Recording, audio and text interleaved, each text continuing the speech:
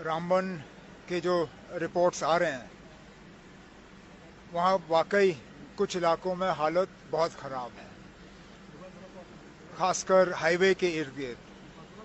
कल मैंने मौके पे डिप्टी सीएम साहब को भेजा था।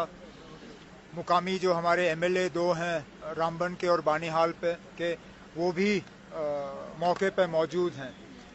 कोशिश की जा रही है कि फौरी तौर जो है एक तो हाईवे को हम रिस्टोर करें।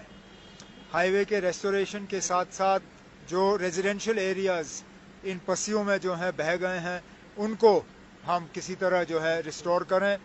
रिलीफ जो है उसका इंतज़ाम किया जा रहा है और मरकज़ से बात की जा रही है कि नेशनल डिज़ास्टर फोर्स जो है उनको भी वहाँ पे मौके पे भेजा गया है। प्राइम मिनिस्टर्स रिलीफ फंड और बाकी रिलीफ फंड्स को भी टैप किया जाएगा ताकि जहाँ जहाँ नुकसान हुआ है उस नुकसान का मुआवजा जो है लोगों को मिले। उमर साहब, कोर्ट से बढ़कर कोई चीज़ नहीं, सब एहतराम करते हैं। इसी एहतराम को मद्देनजर रखते हुए आपकी गवर्नमेंट ने जो वक्त है सुप्रीम कोर्ट तक लिया, बट गवर्नमेंट ने नहीं ना, पार्टियों ने लिया है। नेशनल कॉन्फ्रेंस पार्टी ने लिया है। अनफॉर्चुनेटली जो झारखंड के एमपी दुबे साहब ने स्टेटमेंट दिया, अगर सुप्रीम कोर्ट सब करेगी तो पार्लियामेंट किस लिए है? और अना देखिए, उसके बाद बीजेपी के प्रेसिडेंट ने कहा ये इसका इंडिविजुअल बयान है, हम अब जब बीजेपी के प्रेसिडेंट ने अपने एमपी के बारे में कहा है तो उसके बाद और टिप्पणी करने की जरूरत क्या है? हर किसी का अपना रोल होता है। सुप्रीम कोर्ट को ये इख्तियारात दिए गए हैं कि वो मरकज का कुछ किया हुआ या किसी भी गवर्नमेंट का कुछ किया हुआ जो है उसको रिव्यू करें। क्या 370 के मामले में हम सुप्रीम कोर्ट नहीं गए?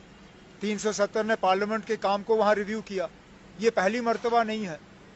कई सारे ऐसे वाकयात पेश आए जिसमें सुप्रीम कोर्ट ने गवर्नमेंट के किसी कदम को जो है उसको रिव्यू किया है। क्या इमरजेंसी के वक्त में इंदिरा गांधी का इमरजेंसी लगाने का फैसला, क्या उसको कोर्ट में चैलेंज नहीं किया गया? किया गया है। तो आज अगर कोई सुप्रीम कोर्ट जाए उसको जो है सियासी रंग नहीं दिया जाना चाहिए। कोर्ट की अपनी ज्यूरिसडिक्शन है, लेजिस्लेचर की अपनी ज्यूरिसडिक्शन है। शायद इसीलिए पीडीपी ने कहा कि नेशनल कॉन्फ्रेंस कमजोर पड़ गई, इसलिए इसमें हम किस में कमजोर पड़े? कोर्ट ने ले लिया, रेजोल्यूशन नहीं देगी ना। असेंबली में बात हुई जितना हम कर सकते थे, उसके बाद हम कोर्ट गए। कोर्ट से हमने थोड़ी बहुत अभी फिलहाल राहत हासिल की। इसमें और आपको मतलब एतराज क्यों? रिजल्ट्स नेगेटिव निकल रहे हैं। कहाँ से नेगेटिव निकल रहे हैं ना? कम से कम सुप्रीम कोर्ट ने दो चीजों पे बात करके मरकज को मजबूर किया कि वो 2 कदम पीछे हटे। फिलहाल वक्फ के मामलों में गैर मुसलमानों की दखल अंदाजी जो है उस पर रोक लगी। सेल्फ डिक्लेयर्ड वक्फ जो है उसको रोका नहीं जा रहा है। सुप्रीम कोर्ट को अपना काम करने दीजिए, उनके फैसले का हम इंतजार करेंगे। सर, इस नेचुरल क्लैमिटी के बाद जो फ्यूल होर्डिंग वगैरह की जा रही है, फिलहाल मैं लोगों को ये यकीन दिलाना चाहता हूं कि किसी चीज की अभी कमी नहीं है। होर्डिंग की कोई जरूरत नहीं है, ना यहाँ पे किसी को ब्लैक मार्केटिंग करनी चाहिए।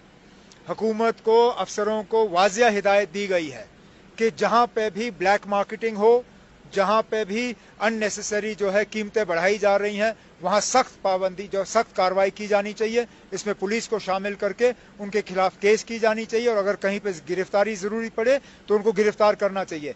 अगर कहीं पे भी, मैं आप सबके जरिए लोगों को ये कहना चाहता हूं, अगर कहीं पे भी ब्लैक मार्केटिंग की शिकायत आ रही है, मेहरबानी करके हुकूमत तक वो शिकायत पहुंचाइए ताकि हम उनके खिलाफ कार्रवाई करें।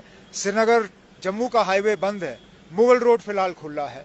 मुगल रोड के जरिए अगर जरूरत पड़े तो हम सामान ला सकते हैं, लेकिन आज भी हमें उम्मीद है कि 1-2 दिन के अंदर अंदर कम से कम 1 वे ट्रैफिक के लिए हम हाईवे रिस्टोर कर लेंगे। मैं अभी आप लोगों से बात करने के बाद मौके पे खुद रामबन जा रहा हूं, वहां पे हालात का जायजा लेने के लिए, अफसरों के साथ मीटिंग करने के लिए, और जो भी वहां पे हमें हिदायत देनी होगी हम दे देंगे।